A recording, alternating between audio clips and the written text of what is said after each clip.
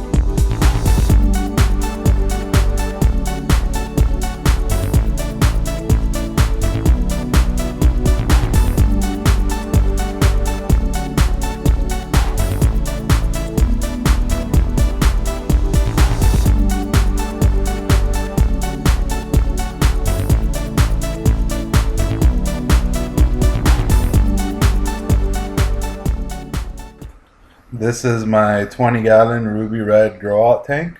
Most of these fish are between 1.5 inches and I would say close to 2 inches is the biggest one. You can see here, that's the dominant male. Starting to get some really good colors. That guy actually went off to a new home right after I shot this video, and that's his brother there that's already getting a whole bunch of color. But I usually start selling these guys as soon as they get 1 inch. You know, the bigger they get, the more expensive. Once you have little males that start coloring up, you could sell those off, and then the next one will color up. I feed this tank 2 to 3 times a day.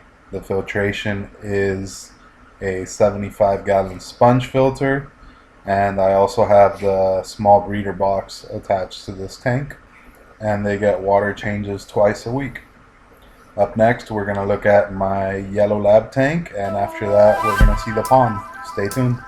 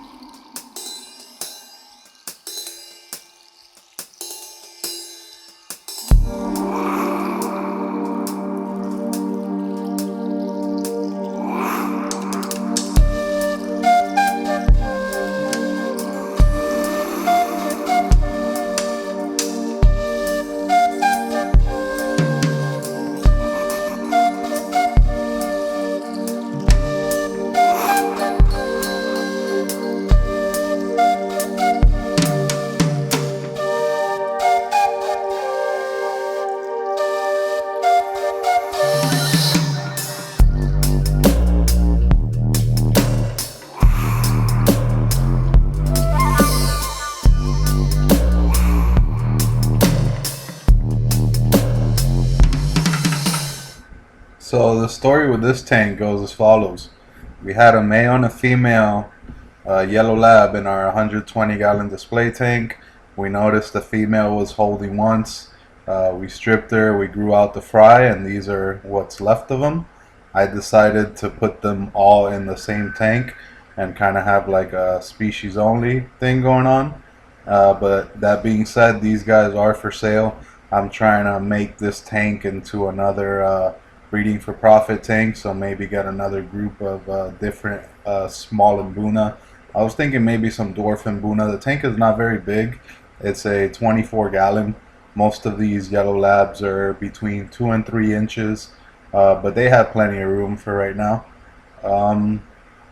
The filtration, this is a NanoCube 24, so it has like that filter compartment in the back, which I hate, but I still use it. I use that, and you can see I have a small like 30-gallon sponge filter over there. They love the PVC pipes. I might add more rocks, but I just try to keep it as simple as possible since these fish are for sale. I do have to catch them, so the more hiding spaces that you give them, the worse it's gonna be for you. Let me know in the comments below what other type of Mbuna you think I should get. It would have to be a dwarf species that only get about 3.5 to 4 inches so that I could have them breeding in this tank. I love the look on the walls with the algae in this tank, and they love it too. They constantly graze on it. And yeah, the tank pretty much just maintains itself. Water changes once a week. And they are currently eating North Fin veggie formula.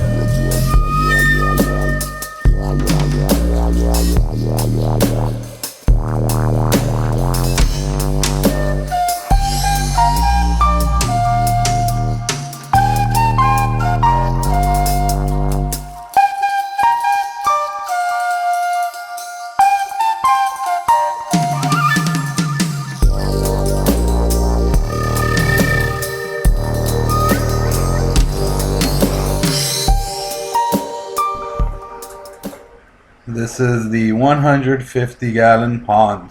This is where I grow out my Mbunas. Currently I have Cynotilapia cobue, yellow labs, albino cobues, Pseudotropheus manganos, and a lone albino snow white Mbuna, as well as any of the hybrid peacocks. They get mixed into here, and those include dragon bloods, OB Peacocks, and some ruby red and sulfur head hybrids that are also in here.